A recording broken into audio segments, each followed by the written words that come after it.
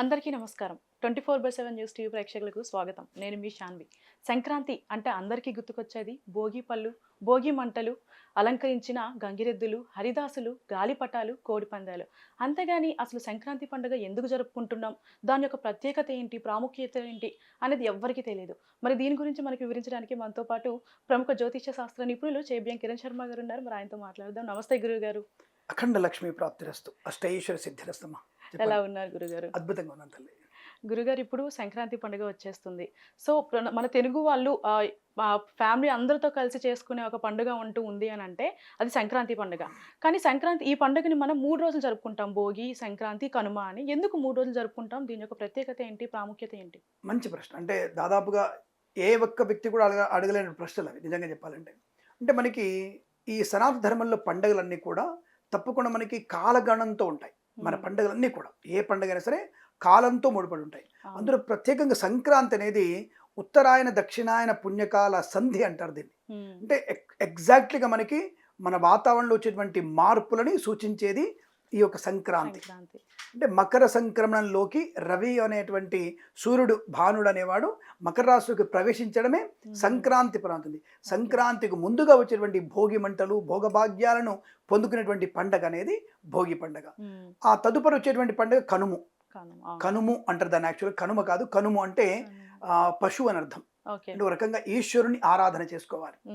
మకర సంక్రాంతి రోజున సూర్య భగవాను అంటే లక్ష్మీనారాయణుని మరియు అమ్మవారిని, ఇవి లాజికల్. భోగి మంటల రోజున, భోగి రోజున బ్రహ్మదేవుణ్ణి, ఆడపిల్లల్ని, అమ్మవారిని ఆరాధన చేసుకోవాలి. అంటే 3 పండుగలకు విశిష్టత ఏంటంటే మన కాలగమనంలో వచ్చేటువంటి మార్పులను సూచించేది. రాబోయేటువంటి వేసవి కాలానికి, ఆ తదుపరి రాబోయేటువంటి వర్షకాలానికి చాలా ముఖ్యమైనటువంటి స్థానం ఇక్కడ ప్రారంభమవుతుంది. దీన్ని ఉత్తరాయణ పుణ్యకాలం అంటారు దీన్ని. అంటే ఈ ఉత్తరాయణ పుణ్యకాలంలో చేసేటువంటి ఏ పూజలు కానీ పునస్కారాలు కానీ 1కి 10 వృద్ధిని కలిగిస్తాయి. అంటే వెంటనే అడగొచ్చు, స్వామి దక్షిణాయనంలో ఉండదా అని అడగొచ్చు. దక్షిణాయనంలో చేసేటువంటి పనుల ఫలితం కన్నా ఉత్తరాయణంలో చేసేటువంటి పుణ్యకర్మల ఫలితం ఎక్కువ. అంటే భగవంతుడు ఈ రోజున మనకి దాదాపు ఉన్న వైకుంఠ ఏకాదశి అయిపోయింది. ఈ వైకుంఠ ఏకాదశి తర్వాత స్వామివారి నిద్రావస్థలో ఉంటాడు. ముక్కోటి దేవతందరూ కూడా వచ్చి మనం ఉత్తర ద్వార దర్శనం చేసుకున్నాం, పండగ బ్రహ్మాండ జరుపుకున్నాం. అటువంటి ఈ యొక్క భగవంతుడు అనేవాడు శయనించినటువంటి మాసం ఉత్తరాయణం మొత్తం కూడా. అంటే భగవంతుడు ఒక రెప్పపాటు కునుకు వహిస్తాడు అంతే. అంటే ఒక కనుకసారి మూసుకుంటాడు అంతే.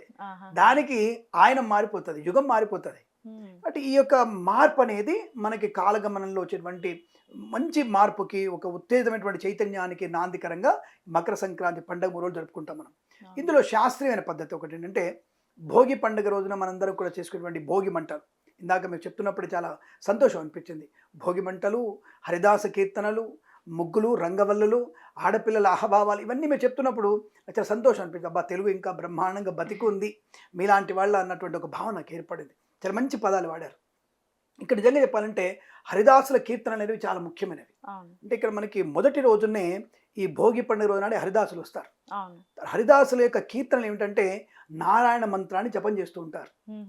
నిరంతరం నారాయణ మంత్రం చేసుకుంటూ, నిజంగా చెప్పాలంటే ఇప్పట్లో ఉన్నటువంటి వ్యక్తులు హరిదాసులు ఎవరైనా డబ్బులు తీసుకుంటున్నారో కానీ ఒకప్పుడు ధనం తీసుకునే వాళ్ళు కాదు. కానీ ధనము కంటే ముఖ్యమైనది బంగారం ఇచ్చేవాళ్ళు. బియ్యం ఇచ్చి, బియ్యం ఆ యొక్క పాత్రలో వేసి అతనికి బంగారం ఇచ్చేవాళ్ళు. అతనికి కేవలం ప్రతినిత్యం ప్రతిరోజు కూడా నామస్మరణే. ఈ యొక్క భగవంతుడు నామం తప్ప ఇంకొకటి చెప్పాడు. దాన్ని అడుగుతున్నవాడు నగర సంకీర్తనం అంటారు దాన్ని. హరిదాస సంకీర్తనం అది. హరిదాసుడు ఆ యొక్క భగవంతుడి నామం చెప్తూ ఉంటాడు. ఎక్కడెక్కడ హరిదాసుడు వెళ్తూ ఉంటాడో అక్కడెక్కడ సాక్షాత్ విష్ణుమూర్తి వెంట వెళ్తాడు.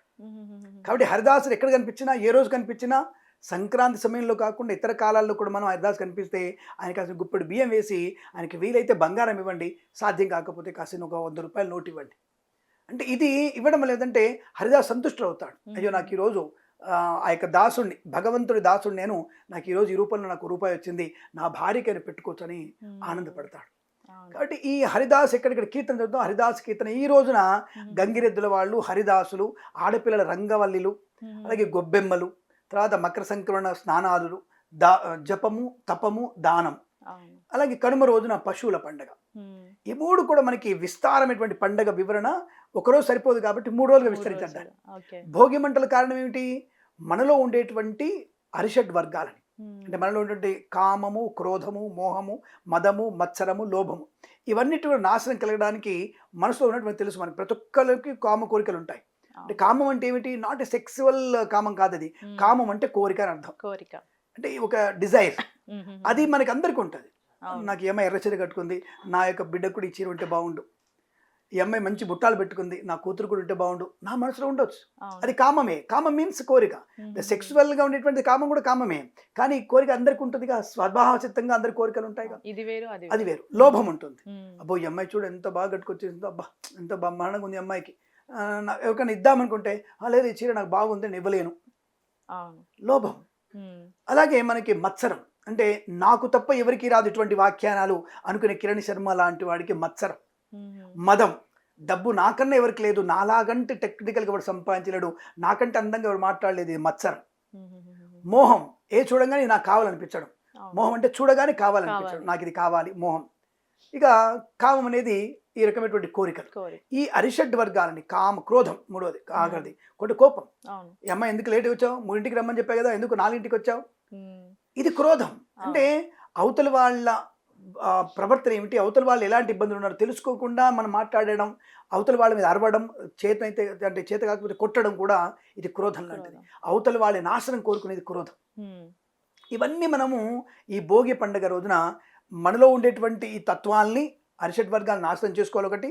రెండవది ఇంట్లో ఉన్నటువంటి జ్యేష్ఠాదేవిని, అంటే ఈ జ్యేష్ఠాదేవి ఎవరు? లక్ష్మీదేవి అక్క, దరిద్ర దేవత ఆవిడ. ఆ దరిద్ర దేవతని బయటికి పంపించేయాలి.